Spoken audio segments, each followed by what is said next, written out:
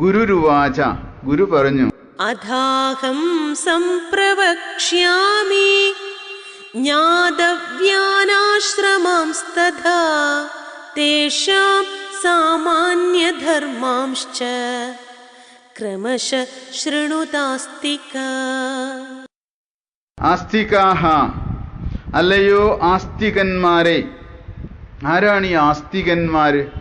വിപരീതം എന്താണ്? നാസ്തികൻ എന്നാണ്. ആസ്തികന്റെ വിപരീതം നാസ്തികൻ.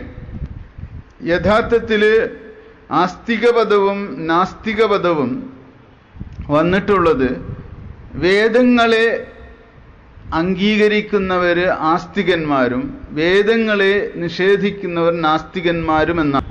ആ അർത്ഥം പിന്നീട് ഈശ്വരവിശ്വാസികൾക്കും ഈശ്വര നിഷേധികൾക്കും, ആസ്തികൻ എന്നാൽ ഈശ്വരവിശ്വാസി എന്നും നാസ്തികൻ എന്ന ഈശ്വര നിഷേധി എന്നും അർത്ഥത്തിൽ സാന്ദർഭികമായിട്ട് വന്നിട്ടുണ്ട്. ഇവിടെ ഗുരു വിപുലമായ അർത്ഥത്തിൽ തന്നെയാണ് പ്രയോഗിച്ചിരിക്കുന്നത്. പൂർവ ആചാര്യന്മാരുടെ ശാസ്ത്രങ്ങളിൽ വിശ്വാസമുള്ളവരെ, ഈശ്വര വിശ്വാസമുള്ളവരെ എന്ന് രണ്ട് അർത്ഥത്തിലും എടുക്കാം. അതായത് സജ്ജനങ്ങളായ ശ്രദ്ധാലുക്കളായ അവരെ സംബോധന ചെയ്യുന്നത് ആസ്തികാഹ എന്നാണ്.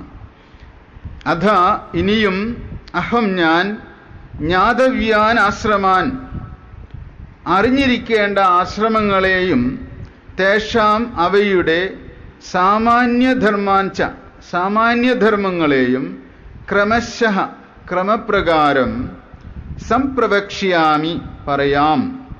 ശൃണുത, നിങ്ങൾ കേട്ടാലും. അപ്പൊ ഗുരു സന്തോഷത്തോടുകൂടി അവരുടെ ചോദ്യങ്ങൾക്ക് ഉത്തരം പറയാൻ തയ്യാറായിരിക്കുകയാണ്. കാരണം ഈ ശിഷ്യന്മാര് ആത്മാർത്ഥതയോടുകൂടിയിട്ടാണ് ചോദിക്കുന്നത്. അവരുടെ ആത്മാർത്ഥത ബോധ്യപ്പെട്ടിരിക്കുന്നു ഗുരുവിന്. അതുകൊണ്ട് കൂടുതൽ സന്തുഷ്ടനായിട്ടാണ് ഞാൻ ക്രമപ്രകാരം പറഞ്ഞു തരാം, നിങ്ങൾ കേൾക്കണം.